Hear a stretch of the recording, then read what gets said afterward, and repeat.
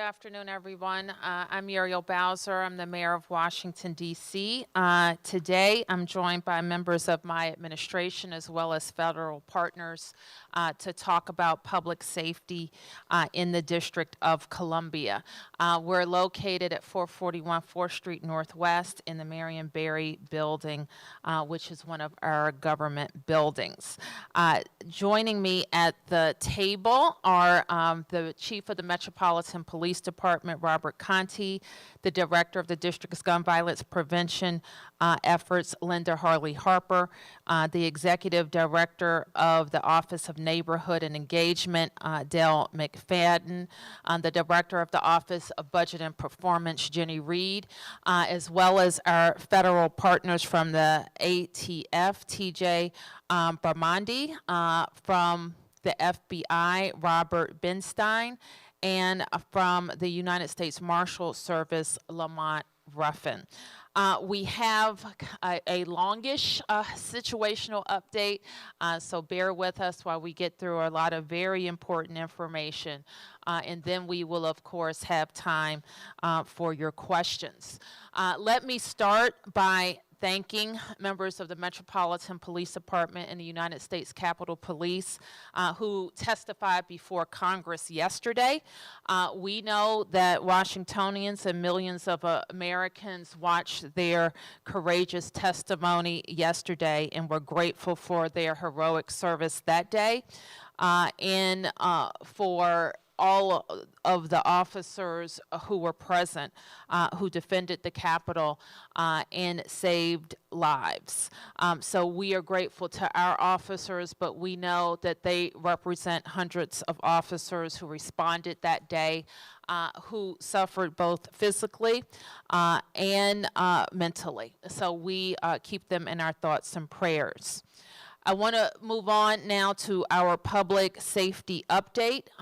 We have been talking over several days, and certainly we have been focused in the government very intensely this year, as we are every day, on an uptick in violence in our community. We have seen a troubling and too often tragic rise in gun violence, and we saw shooting incidents escalate last year during the pandemic. This year, we've continued to experience unacceptable level of gun violence. And while we've actually seen a slight dip in where we were with gunshots, those gunshots have proven to be more fatal. We recognize, of course, that gun violence is a national crisis. We also know that we have a responsibility to do everything possible locally to protect our residents and prevent that violence from happening in DC neighborhoods. We will never accept it as normal, and we will never throw our hands up against it. We will try. You have my commitment as your mayor to do everything in my power to keep our neighborhoods and our children safe, as well as all of us who are going about our daily lives, supporting our families, going to work, enjoying DC neighborhood streets and parks, you name it. We know that in order to be successful, we need to put all of our partners at the table together and work on how to stop gun violence. That includes our offices and all executive agencies, the council, federal and local prosecutors, the courts, federal and local supervision agencies, and of course the community. We know there will be long-term tactics, and we know that there will be solutions that overlap and things that we need to focus on in the short term. And in the short term, I have directed the Metropolitan Police Department to use any overtime necessary to increase their presence in neighborhoods most affected by gun violence. Every resident in every part of our city deserves to feel safe walking around and letting their children play, of course. And what we hear time and time again from every resident, and especially residents in the hardest hit neighborhoods, is that they want to see greater police presence. Of course, in addition to adding overtime, we have a number of interventions in place, not just at MPD, but across all of the agencies represented here today. The chief will be able to speak more about the number of a number of interventions put in place by MPD, but I want to highlight a few that he's been working with our police leaders and our police officers. For example, launching the task force around carjackings, a community-focused patrol unit, a partnership with the ATF to support the National Integrated Ballistic Information Network, mandatory overtime to support policing needs, the appointment of an executive assistant chief, and expanded requirements for community outreach. And those examples include 100 blocks in 100 days, the Green Team Keeping It Clean initiative as well. We're also in the midst of the Summer Crime Initiative, which the chief has a lot of experience with over a number of years, where we see increased police presence and initiatives leading to decreases in crime. And so overall, trends in those targeted neighborhoods are headed in the right direction compared to last summer.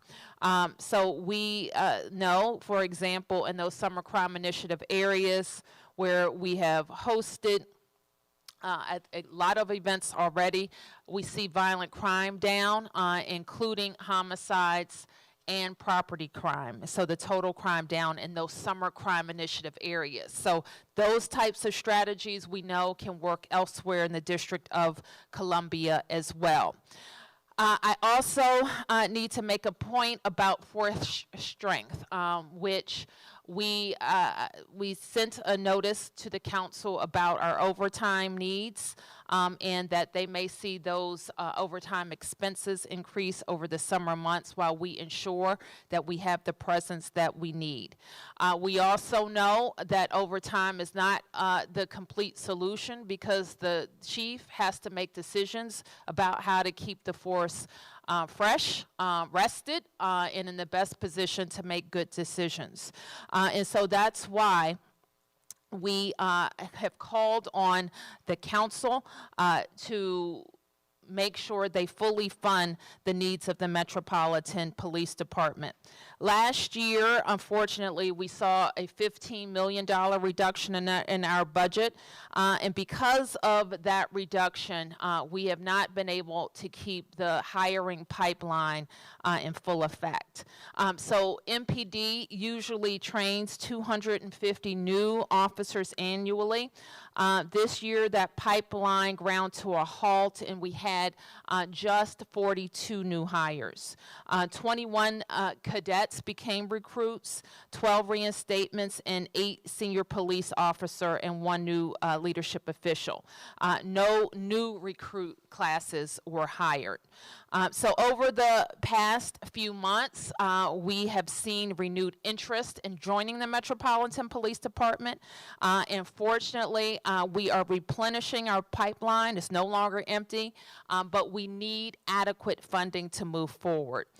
So I will be sending an additional $11 million supplemental budget request to the council this week to allow for the hiring of 20 new officers in FY21 and 150 new officers in FY22.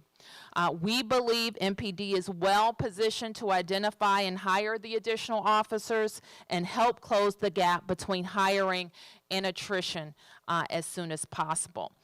And we know, of course, and we'll turn to some more MPD updates in a minute, but we know, of course, that our strategy is multifaceted.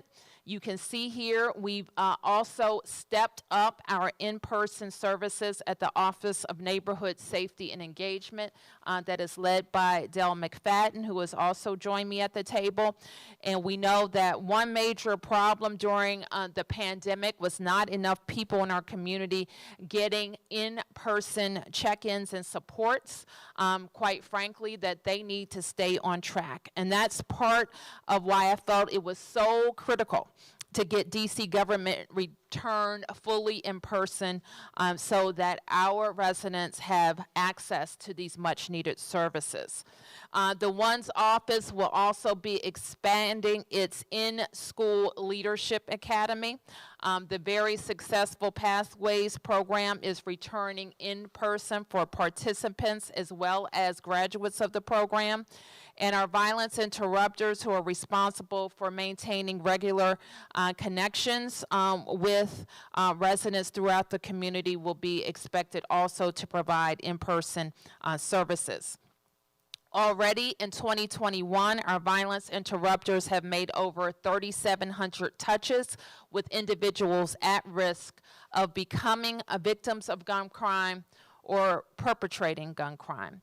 And of course, I also want to pay special attention to a new program that we initiated this year called Building Blocks. And we have been joined by its director, Linda Harley Harper, who continues to work with the community to build out our Building Blocks approach, which concentrates on those blocks in DC where we have experienced the most gun crime. The team has already activated in 41 blocks across 15 communities. They've completed neighborhood action planning meetings in several communities, including Galen Terrace, Frederick Douglass, communities in Anacostia, as well as in Kenilworth, Paradise, and Mayfair. And this week, Building Blocks DC will be expanding to an additional 17 blocks in wards 5, 7, and 8 to address those communities. And now I want to circle back to a point that I've made, that the chief has made many times, and that is about the very and sometimes fragile ecosystem that makes up our criminal justice system. You've heard me say repeatedly that DC is unique, and we are especially unique when it comes to our criminal justice system. Because we are not a state, the federal government plays an outsized role in our ability to hold people accountable and to deliver justice. The Metropolitan Police Department is, of course, responsible for investigating cases and making arrests. But then the overwhelmingly ability to administer justice is in the hands of the federal government. So we have had many meetings and discussions about how we can get all of our services up in person and operating at 100%. The United States Attorney, for example, has over 2,300 matters awaiting formal charges. And part of, we think, the bottleneck is that we're operating with 2 grand juries instead of 5 grand juries pre-COVID. And many of these cases are unable to move forward, denying justice to both the victims of violent crime and the accused. We can also see some data from the DC Superior Court that shows that the number of pending cases compared to 2019 is up over 74%. We're also going to show some data on prosecutions and the number of unindicted matters and how it has increased over the year. We also can see the effect of these bottlenecks on pretrial services. Not only is the pretrial services population up 25%, the average length of stay is also up 134%. The overall effect is that caseloads are nearly double the pre-COVID supervision level. So here's a summary of what's happening in our system. In January 2020, there were 5,700, just over, criminal cases pending in Superior Court. And as of June 2021, there are 10,199 criminal cases pending in court. So cases are up. Our pretrial release stay times are also up. The average length of stay at DC jail is up, and the number of indictments are down. And so no matter how you look at it, it reflects that the system isn't working at full capacity, and the administration of justice is delayed for victims, defendants, and the whole city. So it's also not just about getting the courts fully open. We also need the courts to be fully staffed. DC relies on the federal government to fill court vacancies, and there are currently 12 vacancies at the DC Superior Court. So the volume of matters before the court requires a full slate of judges. And the significant backlog of cases increases the urgency to fill these vacancies. So currently, the Judicial Nomination Commission has recommended a number of candidates to fill these vacancies, and our request is for the expeditious nomination and congressional confirmation of these candidates. Of course, our ultimate goal is to become the 51st state, where many of the different things I just described wouldn't be necessary.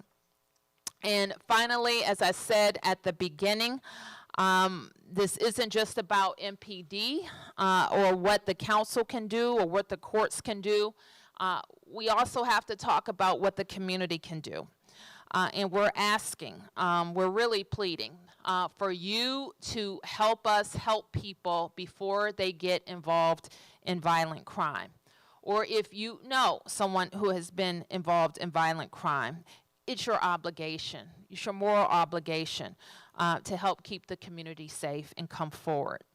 And you can get in touch with MPD by texting them at 50411 or calling, and you can be anonymous in making those requests. And we also need the community's help before someone gets involved in crime. And Dell's office has many resources to connect people to, and you should call the Office of Neighborhood Safety and Engagement at 202-807-0440. And so with that, I want to turn to Chief Conti for some MPD specific updates, and then I think we'll be entertaining questions for the whole team. Thank you, Madam Mayor. I am Robert J. Conti III, Chief of the Metropolitan Police Department. I stood before you just over a week ago and said we would get justice for 6-year-old Naya Courtney. The prayers of the community have been answered. I'm here to announce today that we've got our man. Pursuant to a DC Superior Court arrest warrant, members of the Capital Area Regional Fugitive Task Force arrested 22-year-old Mark Twan Hargraves of Waldorf, Maryland, for first-degree murder while armed, inside an apartment in Southeast DC. As I forecasted, the individual involved was no stranger to the criminal justice system. Detectives made a lot of progress quickly. We also worked very closely with the FBI, U.S. Marshals, and the ATF Washington field offices on this case, and I want to thank them for being here today and all the work they put into this. A special shout out to the U.S. Marshals and MPD detectives of the Special Victims Unit. I'd also like to recognize the community. and all of those who've called, texted, prayed, marched, and communicated with our members in order to provide information that helped us bring closure to this senseless act of violence. Today, we have more significant news for our community. As I said when I became your chief of police, I wanted our investigations to be intelligence-led and focused on the most violent offenders in our city. Through focused coordination and intense collaboration with other MPD units, external partners, including embedded FBI, ATF, CSOSA members, and MPD's Violence Reduction Unit, built a strong case against multiple individuals. In early 2021, MPD's Violence Reduction Unit selected high-impact areas of violence within the city to focus its investigation. These locations in Congress Heights West included Martin Luther King Jr. Avenue Southeast, Mellon Street Southeast, and Malcolm X Avenue Southeast, which are also part of the Mayor's Building Blocks initiative. This case included physical monitoring, controlled purchases, and intelligence through the investigation. What we know is when there is a violent action, we must be laser focused to interrupt the cycle of violence and those with the closest proximity to the violence. I announce today that as part of a federal indictment, 16 individuals are currently in custody charged with narcotics conspiracy in federal U.S. District Court. We are also expecting more arrests. 13 are included in the federal indictment. 11 were arrested during a series of search warrants. Make that 12 were arrested during a series of search warrants here in Washington, D.C.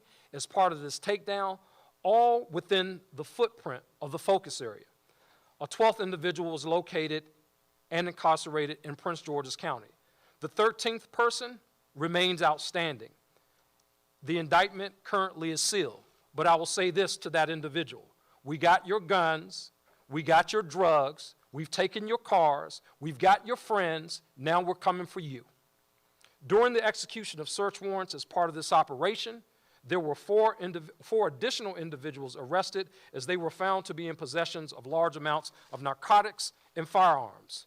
We have recovered a total of 13 firearms directly and indirectly from this operation. We've also recovered various amounts of cocaine, crack, heroin, PCP, pills, U.S. currency. We know that these offenders have a propensity for violent crime, and we are pleased to have made significant progress in removing these criminals from our neighborhoods. MPD is the gateway to the criminal justice system.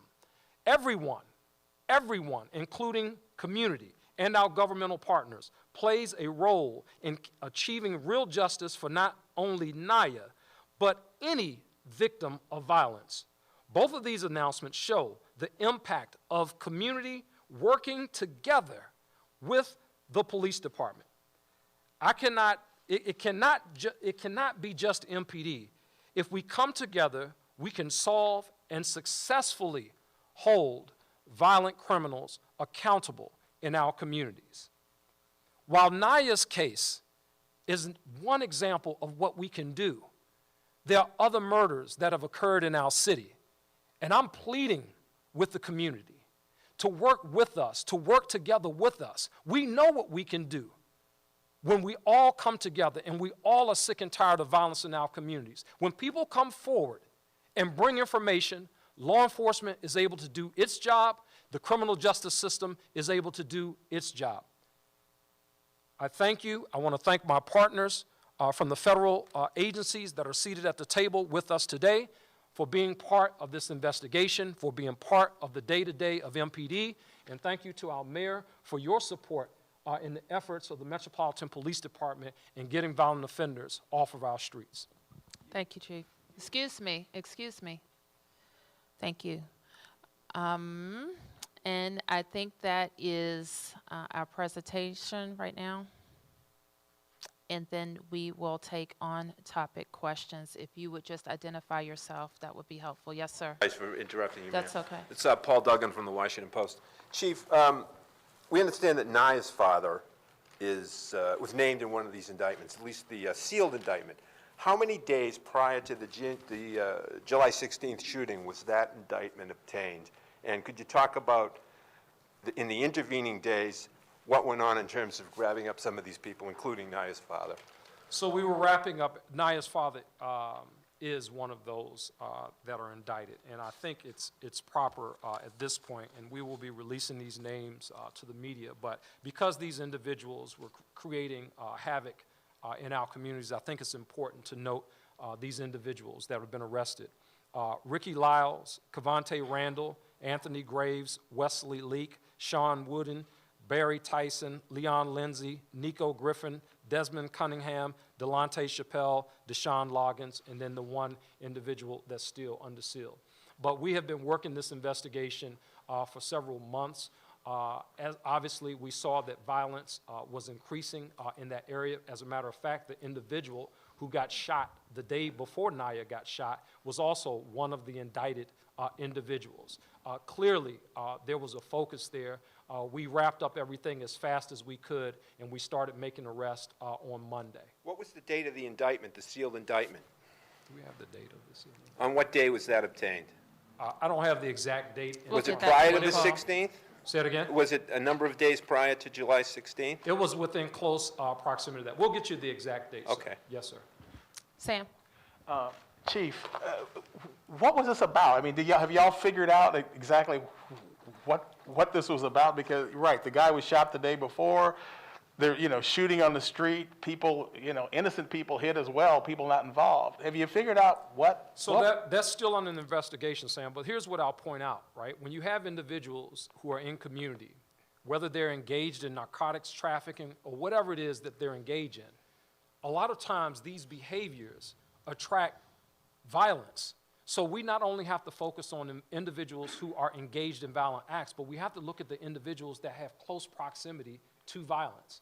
And I think what you'll see in this particular case is that these individuals, while some may have committed violent acts, some individuals are just in close proximity to the violence. When you think about it, I mean, this is not really a new concept. When you think about, if you go back many years, you think about Al Capone as an example. He went to jail for tax evasion. He didn't go to jail for all of the carnage that he created in the community. And we are taking a different look, a more intelligence-led approach to focusing in on violent crime in community. So whatever your thing is that you do, we want to identify what's the legal exposure and really exploit in that space.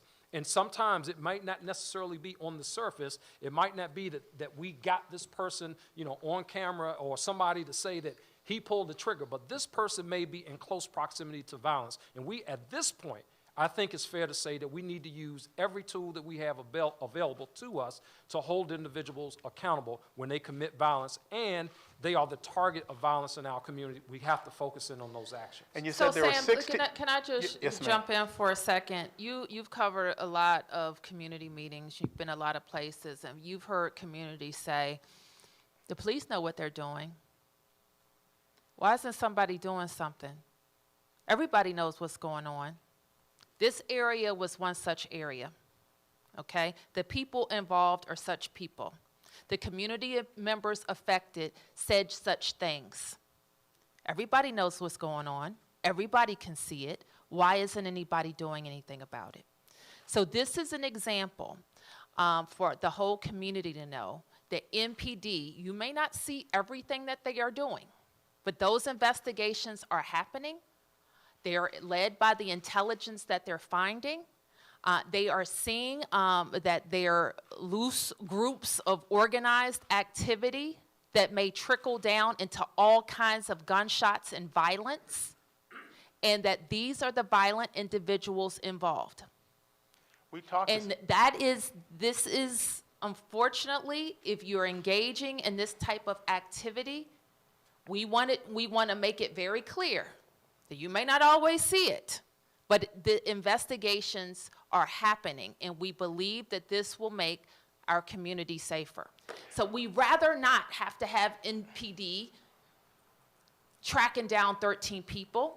We rather those 13 people give up what they're doing, contact the Office of Neighborhood and Engagement, and get on a different path. This is one path, being indicted. The young man that was killed before Naya, that's another path. What happened to Naya, that's unfortunately another path. So we have to stop now. And this is the way, this is part of MPG's charge, but it's also part of building blocks, also part of Office of Neighborhood Engagement to stop it now. Yes, did you have a follow-up? Yes, for the chief, 16 people arrested. And so basically Naya's death is a result of this ongoing thing here. It's possible, Sam, and that's the thing, right? We don't know if these individuals were targeted specifically because of the activity that they were doing, which we know it's a drug nexus.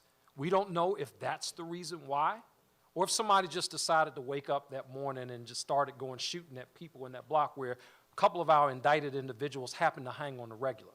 I'm not sure exactly what the reason is, but what I know is that the individuals that were in that area, the individuals that were out there day in and day out that the community has been complaining about, they bear, in part, responsibility for this 6-year-old that we've lost in our community. But for their illegal activities in that area, perhaps they were not been targets. Perhaps if they were part of what the other programs that we have to offer, you know, the jobs, the housing, the other things that people in communities say they want. If we got individuals who are on that track, maybe Naya would be alive today.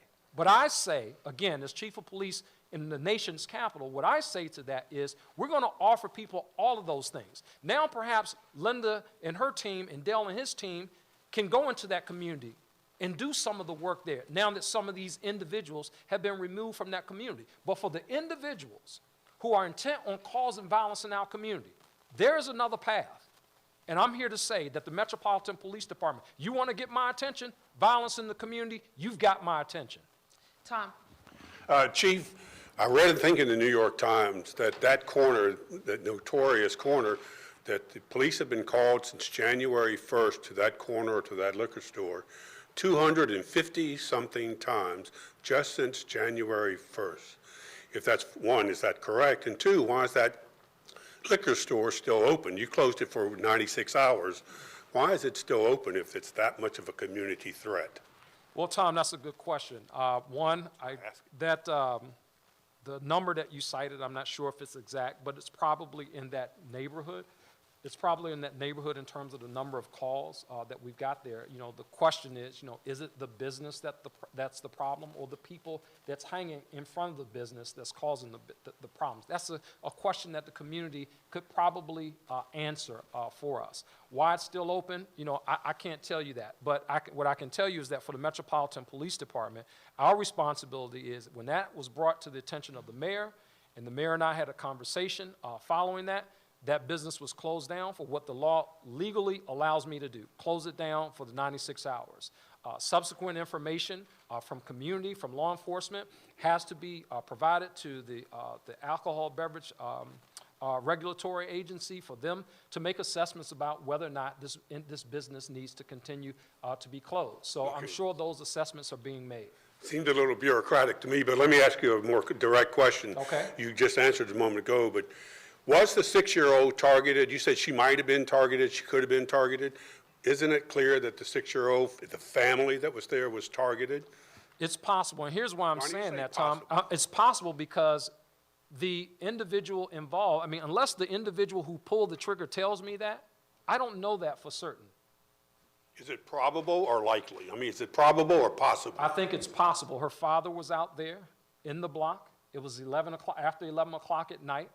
He ended up getting shot. Several other people ended up getting shot. He's part of this indictment.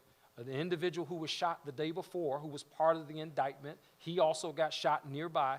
I think it's, you know, I mean, I think you move from the realm of possibility to the realm of probability, but that's, again, something that will come out in the courts. I'm not certain. The reason I'm asking is because it's tragic the 6-year-old dies no matter what the circumstances, but it changes the tenor of what happened. This wasn't just some casual drive-by shooting. This was a targeted event.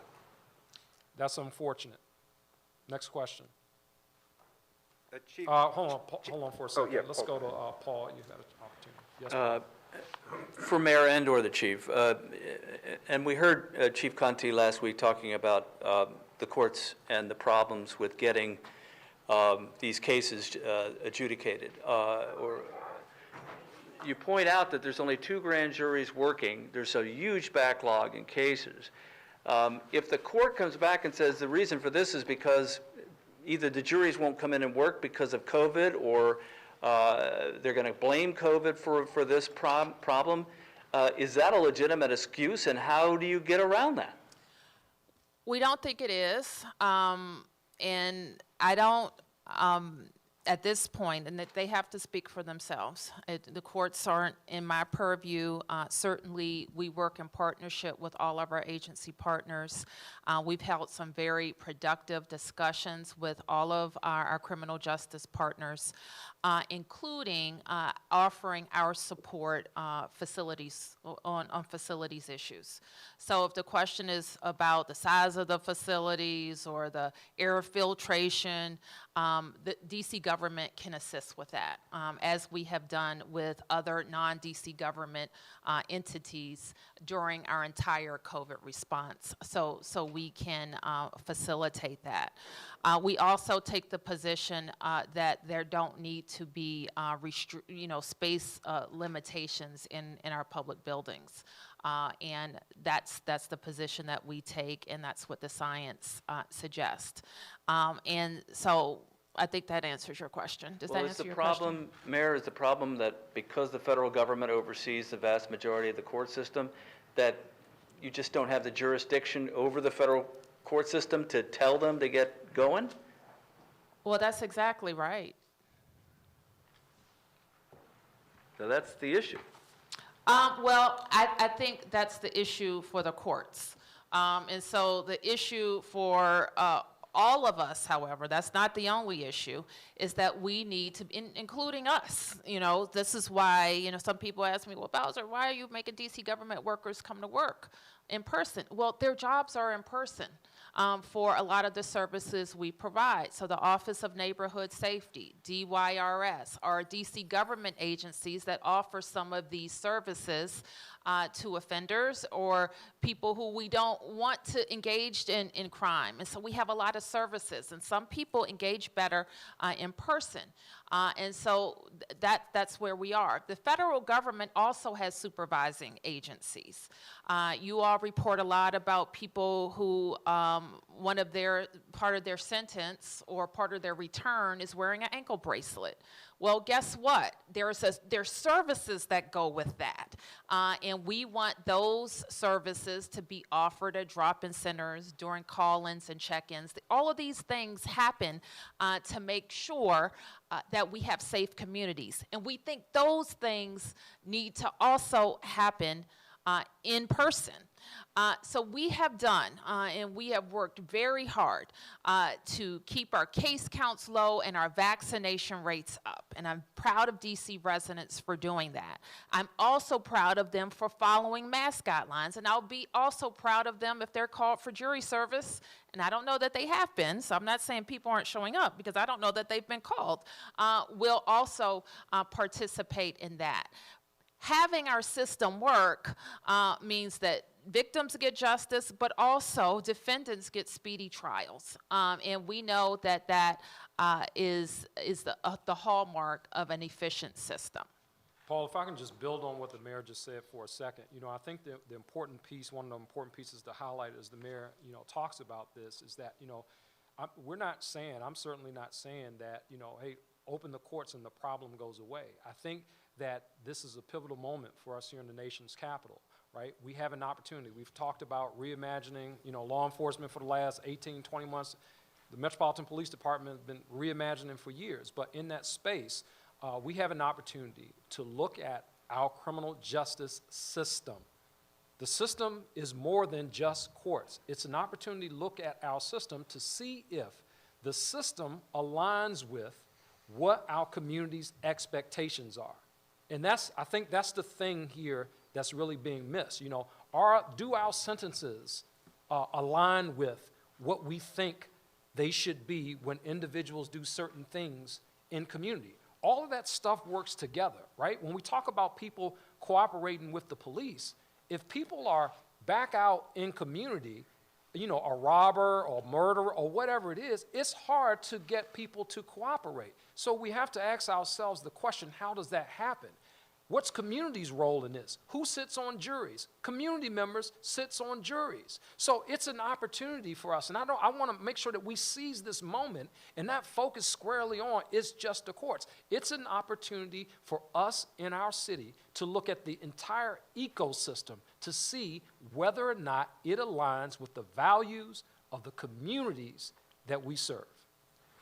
Chief, Okay, I just want to be... let me, Julie, Mitch, Stephanie, sorry, Nick, James. Is that James? Okay, James. Great. Thank you, Mayor Bowser. Yes. I wanted to ask about your proposal of spending $11 million to hire more police officers. First of all, you said when you proposed your budget a few months ago that the hiring pipeline takes a while to get started and Yep. that you had proposed as many officers as MPD could hire. Yep. What's changed? Why can they suddenly hire more, in your opinion? And second of all, where's that $11 million going to come from between now and Tuesday? Sure. So thank you for that question. And what I asked MPD to do is to look very closely at the applications and vetting process, which they were already doing to get ready for hiring next year.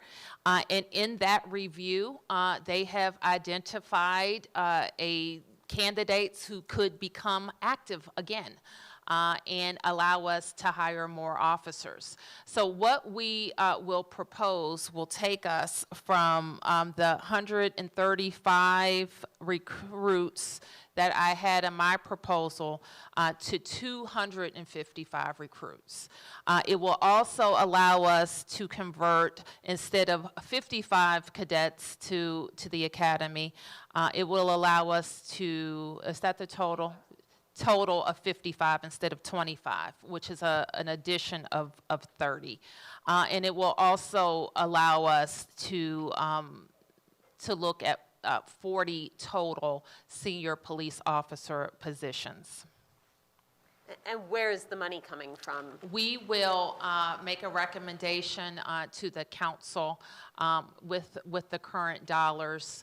We have not identified the adjustments that will need to be made, but we will between now and then. Yes. So I'm wondering, is there, correct me if I'm wrong, but I believe officers were in the areas where Naya was shot and in the blocks surrounding Nats Park. So I'm wondering, where is the evidence or the data points to show that more police officers equals lower crime? Well, we know that we want more police presence, and the only way that we're really sustaining the presence that we need right now is the use of overtime, and that's not a sustainable solution. Right. So, but is there data to show that more officers equals lower crime? There's certainly data to show that DC residents want police in their neighborhoods. And it's the case whether it is on Mellon Street, 14th Street, Kennedy Street. People want to make sure that we have the police presence that is necessary. And a similar question with regard to some of the focus on, I guess, pending cases lingering in the court system. Is there, do you also have data on recidivism, for example, showing that these folks who are released while their cases are pending are then reoffending? We can certainly get you the data that we have about that. And we also know, however, that just the swelling caseloads means fewer people who are responsible for oversight of their supervision. We just know that that supervision is spread more thin. Is that your question? Yes, essentially. I'm also interested to hear from Director Linda Harley-Harper about building blocks. I'm wondering Sure. if you could just kind of explain like what the program is doing. Are there any outcomes you can report, accomplishments? You know, how's it going, essentially? Sure, absolutely. Thank you for your question. Building Blocks has been actively building every day, ever since February 17th when the mayor announced Building Blocks' initial inception. We have been building a really quality and talented team of DC government employees from across the district to build a team who is taking a strong look. We have researchers and data people who are taking a strong look at all of the shootings that happen in the district and analyzing the data, working very closely with MPD and their data folks. We have community-based organizations that are partnering with us in our efforts to do person and place-based services. We have partnered with local campaigns that are doing public information campaigns to help spread the word of anti-gun violence. We have partnered with the No Slide Zone and the Rest in Peace, no, help me, with, yes, Rest in Peace. Tom Brown. Excuse me. We have two public campaigns that we have partnered with. And we are working closely with those community-based organizations who are spreading the word of anti-gun violence in our communities. And they are credible in their own right, and the communities are responding by supporting, becoming a part of the campaigns. And just yesterday, they led a march for justice for Naya. We're also doing person and place-based services in our communities. We're going in, doing environmental assessments and also partnering with the Office of Neighborhood Safety and Engagement in order to provide services. The mayor has proposed $59 million for next year. We are working actively, which is a record number of dollars, federal dollars, that are going towards public safety. And we're actively working with all of the agencies who play a role in the district government in public safety and working with them in order to figure out exactly what is the best way for us to utilize the dollars, to assess the data and figure out what's needed, and to approach public safety from a standpoint of a community-led effort. And so we also have launched a community-based grants program where we released $750,000 into the community, where residents have applied for grants, and local nonprofit organizations have also applied for grants, which we will be announcing the winners on Friday. My understanding is that the program targets, I think, a small number of people who the district has identified as responsible for a large number of crimes, I think. Correct me if I'm wrong in that summary, but how are those people identified and by whom? So a lot of people are coming forward saying that they want to live a different lifestyle, and that is what Building Blocks is for. For persons who have been involved in crime, who want a different lifestyle, that's the purpose of Building Blocks. We want to work with you.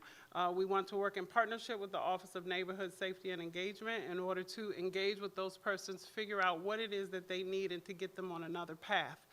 We are also working very closely with all of the violence interrupters and the credible messengers and those people who are in our communities every day, our Parks and Recreation roving leaders who are in our communities every day, who are able to identify those persons who are ready to make a different change and need some support and some services and opportunities. Who is next? Right here. Right here. Mayor, right here. Yes. Yeah. Mayor Bowser, I'm wondering about, you mentioned a lot of ways that the city, the community can, take action towards gun violence. I've been speaking to community members over the past week, they've told me and are wanting to know if you're thinking about announcing a public health emergency towards gun violence and thinking that that might be the best approach in, attacking it head on. Well, we already did that in creating building blocks, and I'm happy to share with you the mayor's order that outlines the creation of an emergency operations center. Is it working the same, similar to the way that the emergency towards COVID-19, whereas you saw all hands on deck and more money being put in and that kind of thing? It is in that we created an emergency operations center in response to COVID. That's exactly what we did. We also detailed government officials from agencies all across the district to work in the gun violence emergency operations center. We made available some emergency funds at the start, and we also have pretty significant budget investment in all of these programs, $55 million, some of which was advanced to start before the fiscal year starts and get on the ground this summer. I want to be clear, Linda just mentioned some outreach dollars that are placed in, you said this Friday, some of those disbursements will be made to community organizations that already may have some programs on the street that are working, that we've vetted and are making investments in as well. Are you guys looking at any additional educational programs, maybe so that way, you know, young kids and those teenagers who are starting to become involved in this can, you know, go towards those other options that Chief Conti was mentioning before? We have a plethora of programs. What we're not lacking is programs. Okay, and part of our challenge is to make sure that we're investing in programs that people trust and programs that work. And the Pathways program that is run out of Director McFadden's office is one such program. It's intense. It concentrates on a few people. I like it to, you know, we all want these programs to be bigger, but the fact is we offer some intense services, and all of those things are important. In talking about our young people, if we already have young people who are criminally justice involved, our DYS programs are also provide intense services for those young people and credible messengers that are assigned to them to keep them safe. We think that the best programs for kids are at school. And that's why we're very focused on summer school, which is really going well all across DCPS, and getting kids back into full-time school and activities around school. When they're at school, we also have so many more checkpoints for them for their behavioral health, if they're in need of a social work support, and that also gives us a line into their family. So people think I'm insanely focused on school reopening, which I have been since last August, but it is another part of our ecosystem for neighborhood safety. Yes?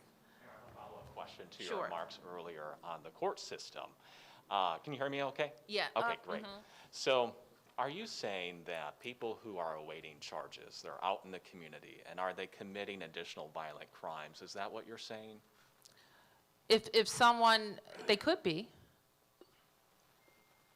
There, Go ahead, Chief. there are some, yes. We know that for certain. Most recently, we had an individual commit involved in a homicide with an ankle bracelet, with an ankle monitor on. Yeah, absolutely. We have individuals in our community that are being monitored all the time. They're under high intensity, maximum supervision, the maximum you can get, who commit violent crimes in our community every day. And the gentleman over here raised a question earlier. I think, you know, if you look at some of the studies that have been done, and it's escaping me right now who did it most recently, but you know, the recidivism rate for those that are involved in violent crime, that's what we got to keep our focus. It is very high. It's over 50%, somewhere in the 60 percentile of people who are involved in violent crime in our communities, violent gun crime at that oftentimes we find out here they recidivate. And that's unfortunate. As the mayor mentioned, we have an astounding amount of programs here in our city. Right now is a pivotal moment. I mean, investments that have never been made in areas, the mayor has put that on the table this year to make those investments for people to take advantage of. Some people will not take advantage of those. And when they commit violent crimes in our community, what are we going to do about it? Chief and Mayor, I've heard both of you talk about accountability in the aftermath of some of these shootings. What does accountability look like? If you could be specific on what accountability looks like to you. If you could put a metric on it, is that more people in jail? What's that look like to you? It's our community being rid of people who make our communities unsafe. There are people in our communities that have a sickness, right? They have drug addiction. I get that. They steal, they break into cars. I get that. I can understand it. God knows I know. Watch my father all my life. involved. I get that. He never went out and harmed anybody. But on the accountability side of it, and this is where the community has to really understand. Most people don't understand DC's criminal justice system because we're unlike anybody else in the country. That's fact. Most people don't understand it. But when we talk about, let's say, you know, a guy who goes to jail for robbery, I'll just use that as an example. Is it okay for a guy, if the sentence that's imposed, and certainly the judges, they have their authority to impose whatever sentence they want, but does it align with where our community values are? Does a guy who sticks a gun in your face and rob you at gunpoint, should that guy be back out in community within 12 months? Is that okay with community? Or less than that? Or he's back out in community waiting his trial. Is that okay? I'm not making an indictment one way or other. All I'm saying is I've been all around this community talking to people, hundreds, thousands of people. And what I hear is that people really don't understand the system. They make an assumption that there's accountability. And I'm telling you that from doing this job for 30 years, that there is a piece that's missing there, and we have to focus on it. We have to shine the light on it, and we have to call it what it is. And if the community is okay with that, if we're okay, a guy who robbed somebody, 12 months or whatever, he's back on, or he's out waiting trial, and the community is great with that, then hey, I've done my job, but I have a responsibility to shine light on it for the community to make that assessment. Question from James, right? James? Chief Conte, you and I both know that on the streets of D.C., there is a culture of no snitching, and that if you get caught snitching, something may take place. What is the police department doing in order to break down that culture of no snitching? Thank you for bringing that. That is an excellent question. I'm glad you brought that up. So let's talk about that for a minute, right? That culture is not new to our city. I remember hearing that from being a kid. Mind your business. We don't talk to the police. We don't do this. We don't do that. I remember that as a kid. But think about what's the conversation now. We're talking about the police engaging community. We want to see more engagement. How do we have more engagement when we're saying we don't want to talk to the police? If you think about the safest neighborhoods in the country, those are neighborhoods where police and community work together. What we have to do, and this is what I saw again, being a kid, the reason why do we have a no snitching culture? Why do we have that? We have that because people are in fear when those murderers, when those robbers, when they show back up in the neighborhood. If that guy who you know robbed or murdered, he lived right next door to you and he back in community, how inclined are you to cooperate with the police? What we have to do is what I'm trying to demonstrate with this indictment. When we get these individuals, we hold them accountable for their actions. Notice I said that there is a federal conspiracy indictment for these individuals. I don't think you're going to be seeing them in community next week. So let me also just say this, James. Community members do talk to police. Okay, the idea that they don't is not true, and the chief will probably tell you when he gets that type of cooperation and tips. That's when we can close cases the fastest. And he's already talked about how that leads to more safety in the community. The community has to know that the justice system works. They have to know that it's legitimate, that when they call the police come. When the police see a crime, something happens. When the cases go, they're good cases, and a jury of their peers makes a decision. Absolutely. People have to know that the system works. They have to. That's why we trust it, and that's why we turn over our public safety to the police department and the government. So all of those pieces working. None of us is here to say you didn't do this and you should do that, you should do this. That's not what we're about. But we are about making sure that every piece of the ecosystem is working to demonstrate to our citizens that this whole process is a legitimate one that will work for their public safety. We have to be able to do that. And I frequently come up and say, text MPD, and that this isn't a reward. This is a $60,000 reward in the case of little Miss Naya Courtney. And in 2020, for example, we issued over $300,000 in rewards for tips leading to a conviction. And that helped us make arrests in 41 homicides. In 2020 also, we gave out $48,000 in firearms-related reward payments. And to date in 2021, we've given out $161,000 reward payments related to 13 homicides and $22,000 related to firearm rewards. So it is not true that people don't talk to the police, okay? Because they are fed up with people in their communities being harmed, and they know, and they don't want to see any more carnage. Some of these people know that a crime happened, and they're scared another one's going to happen. All right? So it's just simply not true that people don't talk to us. We keep information anonymously. In some cases, we would also recommend protection for people who have information related to a crime. So we're grateful to those residents, and we're grateful to the residents who will come forward in the future. Yes. Hi, Mayor. Last time you were on our air, you had pointed to the council making sure there's funding for officers needed, and we followed up with Councilmember Charles Allen, who essentially said that the council's already doing what you asked for fiscal year 2022, and basically said that you're both on the same page there. Given your announcement today, how do you answer? Are you both on the same page, you and the D.C. Council, when it comes to D.C. police hires? That's not exactly true. For the police department and the council's first vote, we recommended 135 new officers and 50 new police cadets. 100 new police cadets. And I think their first vote funded 50 new police cadets. So that's not exactly, we're basically on the same page with new police hires, but not cadets. And what we have, I asked Chief Conti after MPD and Director Reed also went through how we could reactivate a pipeline and get people interested in coming to work for us. And when what we've laid out, we gave the council a heads up this morning that we will be submitting a different proposal. And a follow-up to that, if I may, two more follow-ups, one for the chief Yep. as well. Mayor, for you, we've heard the chief talk very personally about addressing crime during his career in the district. You're from here. You've been working, addressing crime for many years as mayor. What is your personal response? What it's been like seeing increases in homicides year after year more recently?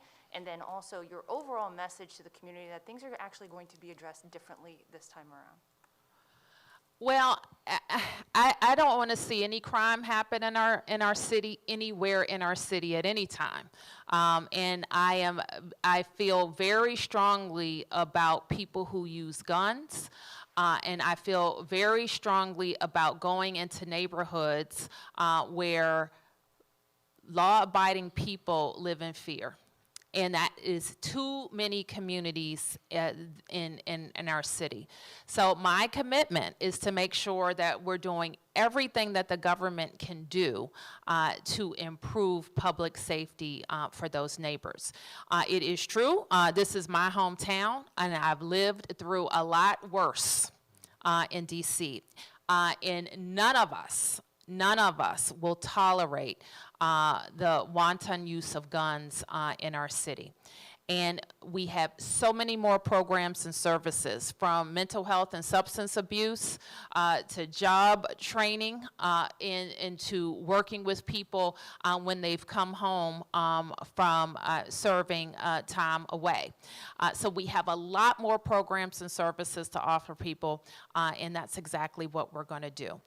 My experience in working with all of our government officials responsible for public safety is to give them the resources that they need and to make sure we're investing in things that work and adjusting whenever and wherever we need to address the problem at hand. Can I just follow up with the chief, if that's okay? Chief, can you talk about what kicked off this federal indictment and why you decided to go after conspiracy here? Violence.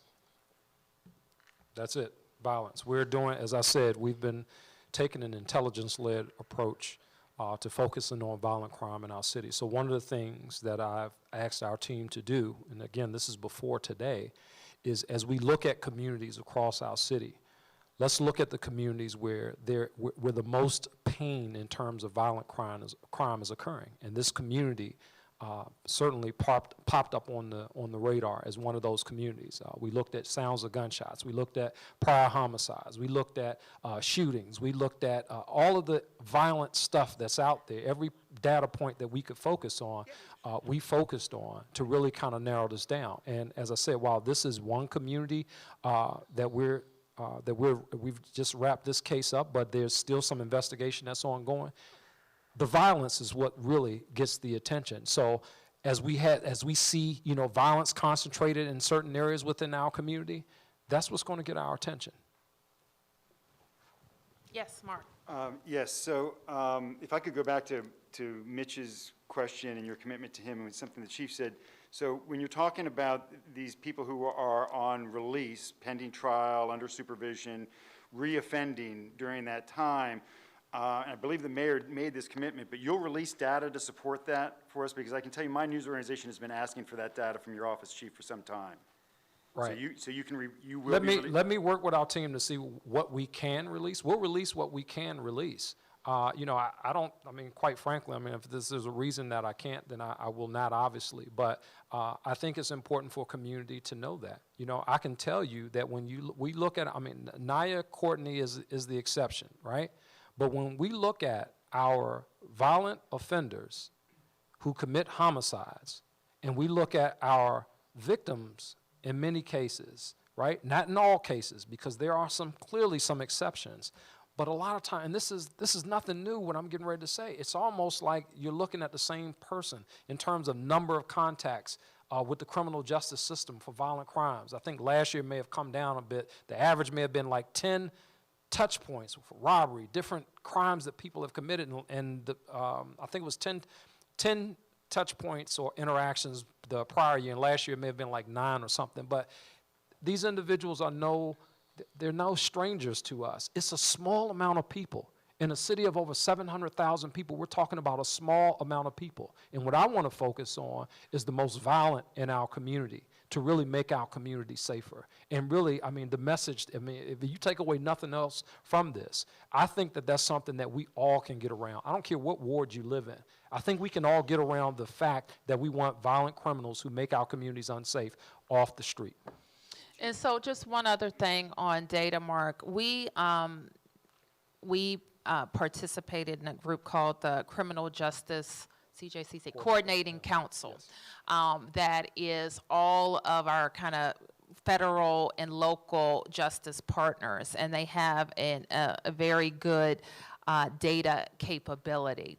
So one thing I've asked them to do is kind of look at the COVID closures, the impact of COVID and what it's done to kind of our system by the numbers. And that may be the best kind of data product that we can share with you, because what it also allows us to do is to see what it's going to take to knock those numbers down and to get where we need to be. That's why you hear me talking so much about being at 100% capacity for our agencies and for their agencies, because getting the capacity up is how we'll be able to knock down those numbers. If I could just follow up with 2 quick questions. Chief, in a lot of these cases, or in some of these cases anyway, you already have crime cameras pre-positioned. Can you remind me, are you allowed to monitor those in real time, and would you like to be able to monitor those in real time? We don't currently monitor those in real time. There's a process that we have to go through. I think that there are times, and certainly there's a process where we have to make notification about any active monitoring that we're going to be doing on cameras. But I think in some neighborhoods that could be helpful. Some people commit, we had a recent double homicide with a camera right there. And, sometimes people commit violent crimes even with the camera present. I think in terms of the monitoring, that gets, that issue itself gets a little dicey, Big Brother, all that kind of thing. But I do think that in some communities where we're seeing, sustained violence or something, or repeated violent acts, that there may be some advantage to doing that. And Chief, can I follow up on the mayor's request for more police officers to fully open the courts and to reduce the backlog at USAO? Can you tell the citizens how that would reduce homicides, if in fact you believe those three things would reduce homicides? So what I think that it will do, I think it will address many of the concerns that we are having in community. Will it stop all? Will we not have one? I wouldn't take it that far to say that, but what I do know, based upon my experiences, my interaction, is that when we see these individuals who have repeatedly committed violent crimes in community back on the street, they're not getting jobs. They're out here doing what they do. And there's something that we need to do as community in response to that. And that is, as the mayor mentioned, whether we think differently about what our court system actually looks like, does a grand jury have to necessarily convene in the court building, as an example, if there are other facility opportunities that exist? All of those things need to be explored. And I think all of those things are working together. And I should not, I would be remiss if I didn't add into there the other investments that the mayor has made. This is a pivotal moment, and I don't want it to be lost in what I'm saying by somebody just grabbing, the chief said, if we open the courts, that's going to solve all the things. No, it's all of this working together. Linda and Dale, they do incredibly important work in communities to offer people a different path, to give people a fair shot, to say, if you don't want to be involved in this, there are opportunities. We're telling people to put guns down, and we're saying, hey, here's another opportunity. But if you don't, we as community are rallying around the issue of gun violence, and we're not going to tolerate it. So all of those things, Mark, working together, I think is what gets us to a safer community where we're seeing less homicides, less violent crime in our communities. Yep. Hi, Mayor. So you met with the president a few weeks ago about gun violence prevention. As you continue to push DC statehood, what are the conversations with the president like when you bring up these kind of bureaucratic issues that you're facing with the inability to reopen courts on your own and being at the mercy of the federal government? And is it helping sway Congress to push DC statehood? No, I don't think it's helping Congress to push DC statehood. And we've made every case that there is to be made about DC statehood, including having the ability to appoint the National Guard, to oversee the National Guard, which we think has a very significant impact on our safety. I do think fewer people understand that the federal courts prosecute DC crimes. And so this is another a thing that people don't understand about our unique status. I think that answers your question. Okay. But let me just say, my discussion at the White House included talking about how we need the whole criminal justice system open. I'm grateful to have had a follow-up conversation with the Attorney General who indicated that he would make the federal grand juries available for the Superior Court. So that's something, but we want the whole system to be up and running at 100%. Yes. 7 News has spent a lot of time speaking with community members in Southeast DC who are scared, frightened that gunshots are going off in their community regularly. This morning I spoke with a woman whose grandson was killed. Some of these people don't feel listened to. What's your message to people in Southeast DC, Mayor and Chief?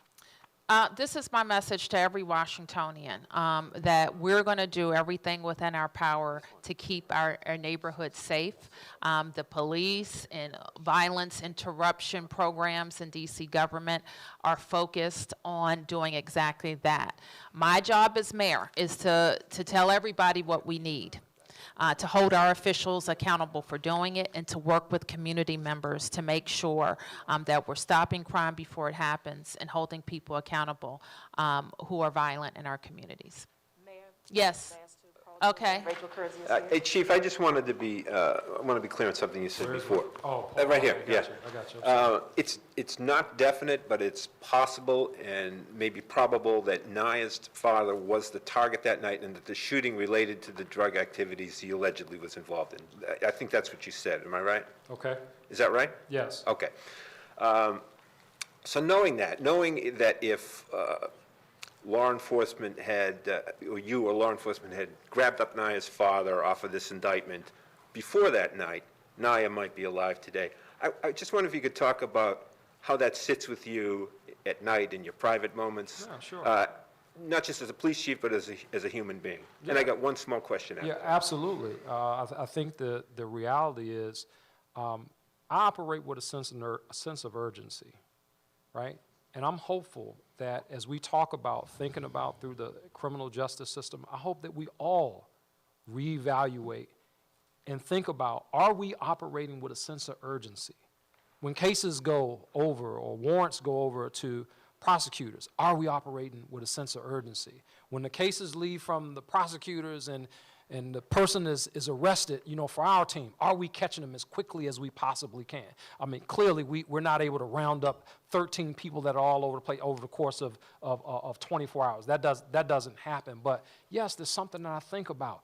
In my private time, in my time as chief of police, it's what I wake up and what I think about. Are we doing everything that we can as a city with a sense of urgency? This has been my message from day one. You know, for some people, when the pain comes to your front door, it's a different response versus people who are living in community, as this gentleman just mentioned, who are, you know, worried about a bullet that's going to fly through their window. Some people are scared around. So we all of us have to be working in a space of it's urgent. You can't wait until a 6-year-old loses her life before you start calling in tips to the police about people who are out there carrying guns. I would have loved to have got a tip that the guy who shot Naya, that he was carrying a gun. I would have loved to have gotten a tip before he shot Naya. I would love to have gotten a tip before then. So again, every time these questions come up, as people direct them to the police, I'm going to say as an entire system, because the system means we should be working together. So how is the system really looking at this space? Are we operating with a sense of urgency? These guys from the Marshal Service that are present here, they know I've been hounding every single day, almost hourly. Where are we? Where are we? Where is he? Can we find this guy? That's important, and that's a sense of urgency. But I can tell you in my 30 years experience, I know that does not happen all the way across government, whether it's federal or local. It doesn't always happen that way. And we got to operate in that space when it comes to violent crime, because lives depend on it. Was Naya's father wounded that night? That's a thing. Yes, he was. He was. Could you Yes. talk about, was he seriously wounded? Did he go to the hospital? No, he was shot. He did go to a hospital. He was released the next day, and we placed him under arrest. And I think there were several news cameras that were on the scene when we placed him under arrest the next day. One last thing, Chief, and I don't want I to. gotta go to somebody else so we can wrap up, man. Sorry, this right here, and then we gotta wrap up. I know I got another situation I gotta deal with. So, Yeah, this question is about the backlog at the DC Superior Court. In statements, you've said that the backlog is upwards of 10,000 cases compared to a little bit more than 5,000 a year and a half ago. I'm wondering, of those more than 10,000, how many of them are for violent crimes? And my other question related to the backlog is that we've seen backlogs throughout the country. Is it your position that DC Superior Court is uniquely sluggish in handling these cases during the pandemic? So let me answer the first part. Let me try to answer that for you. So when you talk about felony cases, they're close to about 500 of that 10,000. 500 that are felony one cases that run the gamut of all things that are not good for people in community. So I think that's the first issue. 500 cases, that's a lot, right? And to the second part of that, I think that you're probably going to find that there are some communities or some places across country that may be doing it better than others. But I think that this is an issue. Again, we're the nation's capital, and there's a spotlight that's shined on us right now. And my statement is that as we look at this issue, these are issues that we should look at all around the country, because guess what? There's violent crime that's up in every major city across our country. Are we doing this type of deep dive to really hone in on what the issue is? Or do we want to just keep it a surface conversation? Oh, the police locked them up, oh, they got out. It's deeper than that. And until we get deeper than that, and I get it, sometimes reporters don't have an opportunity to really kind of go deep into those issues. But if you really want to get to the issue, go to the pain point. That's the pain point. Last question. Are there any other on topics? Yep.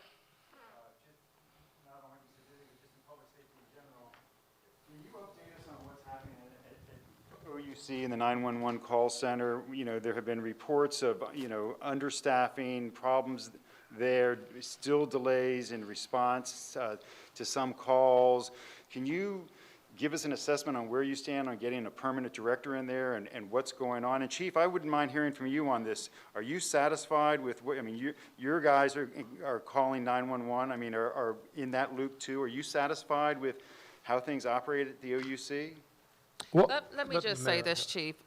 We are recruiting. I don't have anything to report on the recruitment. OUC is obviously a very important part of our public safety system as well. And all of our directors, MPD, fire and EMS included, work to make that system safer. Let me say something about our OUC employees. I've said this frequently. When I became mayor, these were among the most stressed out employees in DC government. And during and over the last 6 years, we've been able to hire more 911 operators. We hadn't done any hiring in 8 years prior to that. We've been able to offer more training and something else, rest. And they too have been impacted by COVID. They've been impacted by other pretty serious personnel issues there. They lost a beloved employee. And now they are we are still searching for a new director. So we're going to make sure that our staff and team there have everything that they need to be successful. All right, that's it. So is that it on the public safety, Chief? Thank you, and I know you got to get out of here. Sam, what's your question? Yep. Commissioner Adolfo is leading a protest today. And thank you to our federal partners. Holiday Liquors. He had led a protest against the Mart Liquors where Naya was shot.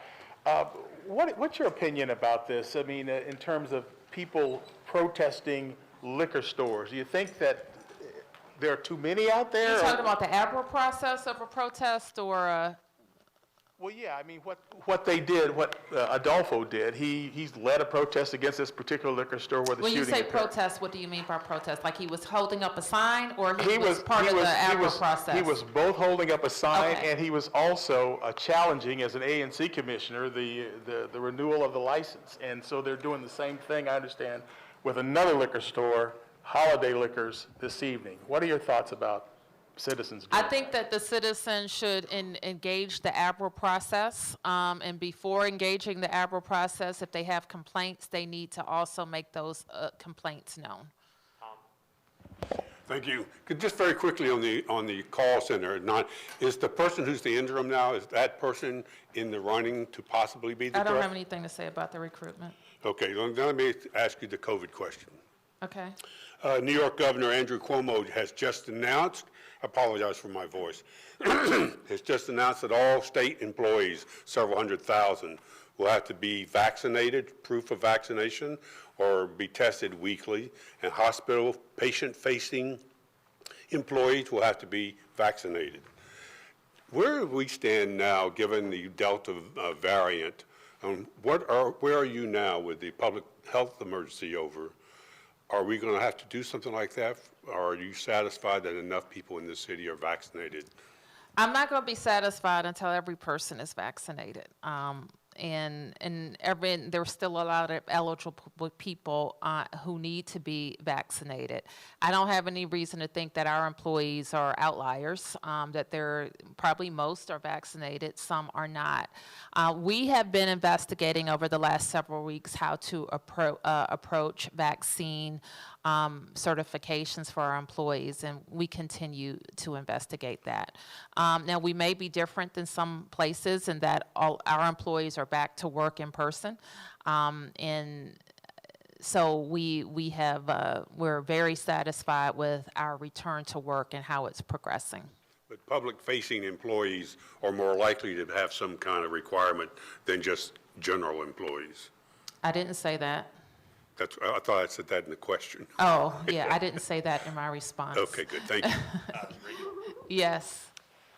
You talked about how important you felt it was for students to be able to go back to school in person, a lot of reasons to access a lot of the services that you've been talking about for the past hour. Are you concerned that a rise in cases could impact those back-to-school plans?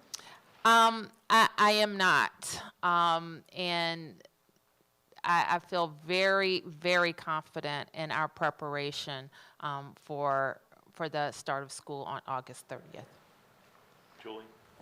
As Tom noted, we are no longer in a public health emergency for the first time in a long, long time, and I wanted to ask about what the practical effects of that are. Does this mean that the travel guidance no longer applies? Does this mean that if you needed to impose mask rules again, you would need to start a new public health emergency? We are, as you know, Julie, I maintained a public emergency, which continues to allow me to respond in an emergency way.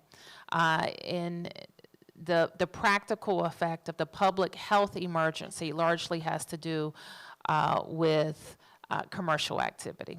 So children who travel still have to follow those rules about quarantining, not going back to school or camp? I'm pretty sure the DOH guidance is controlling. Okay, and are you considering mask rules again now that the CDC has said that that's back on the table? We are following public health guidance.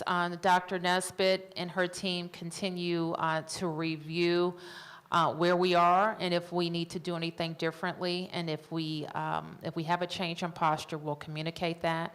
And I have the authority with the existing emergency to do that. Are there, one more question, sorry.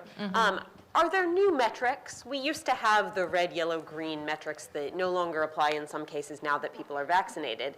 Are there new metrics that say when we hit hospitalizations at a certain level or something like that, that's when we'll need masks, that's when we'll need more restrictions?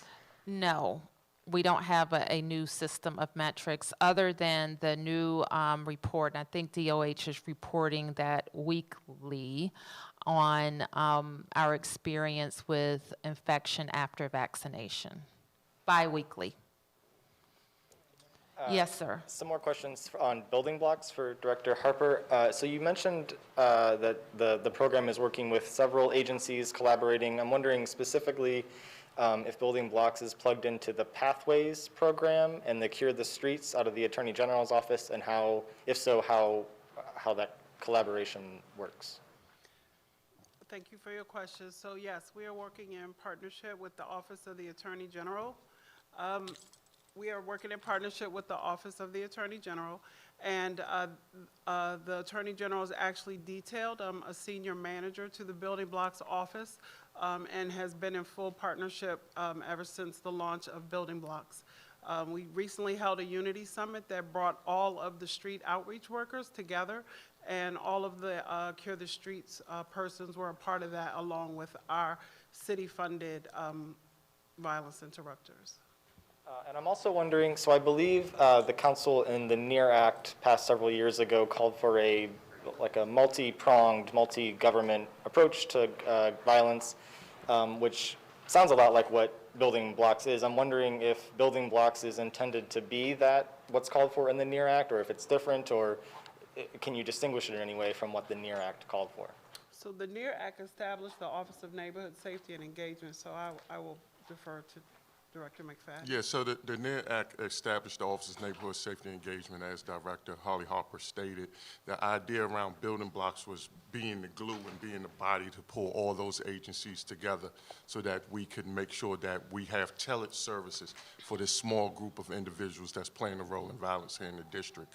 And that's exactly what we've been doing, working We're on a call every morning to address these issues around violence, working with the violence interrupters and cure the streets as well. So we're working and have additional funding to do some amazing work within the next 12 months, and that's what we're looking forward to. How much funding? It's around $58 million for building blocks for the Office of Neighborhood Safety and Engagement. We're moving from $10.3 to $28.1 million for FY22. And I have two more questions for you, Mayor Bowser, if I can.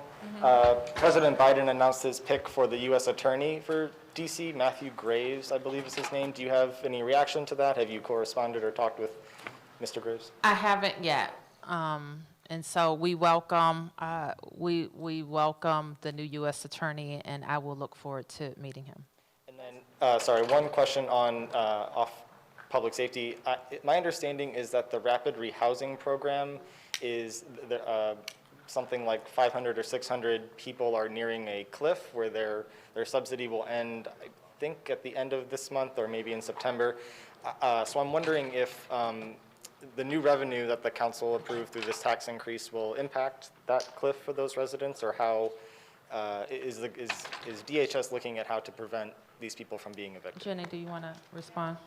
I'm happy to respond to that. So DHS works with all families to make sure that that are in the rapid rehousing program, that they have stable housing. So if they are ending or getting up near the end of their term, they would work with them to make sure that they have a safe place to stay. They're not going to just kick them out and evict them. We did see a lot of people stay longer in the program during the COVID-19 public health crisis. We didn't want to move a lot of people around. So there are resources that are available within the Department of Human Services budget, within our emergency rental assistance from the federal government, to help work with those families. The funding that the council passed is largely for permanent supportive housing, which is a different type of service for people who need long-term housing, for people who need intensive case management services. So we will work with DHS and those families to make sure that they continue to have safe places and they're not going to just wind up back on the street. So permanent supportive housing is not necessarily the help that rapid rehousing folks would get? Is that what you're saying? Right. There are a lot of different tools in our toolbox to respond to the affordable housing challenge. Rapid rehousing and permanent supportive housing are different tools. You can move from program to program depending on your needs and how we find out what services you need, but they're for two different types of populations. Thank you.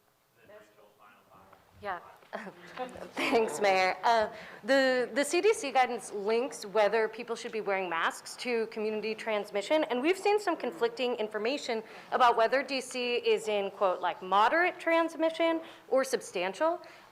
What is your sense of where we're at right now, and what's the best way DC residents can get accurate information about it? And if we are in a substantial transmission phase, will you reinstitute a mask mandate? As I said, the director, Dr. Nesbitt, is reviewing all of our trends and will make some recommendations to me. And DC residents can continue to follow coronavirus.dc.gov for the most accurate updates about Washington, D.C. I expect to put together a briefing to you about that very soon. Thank you, everyone. All right, thank you.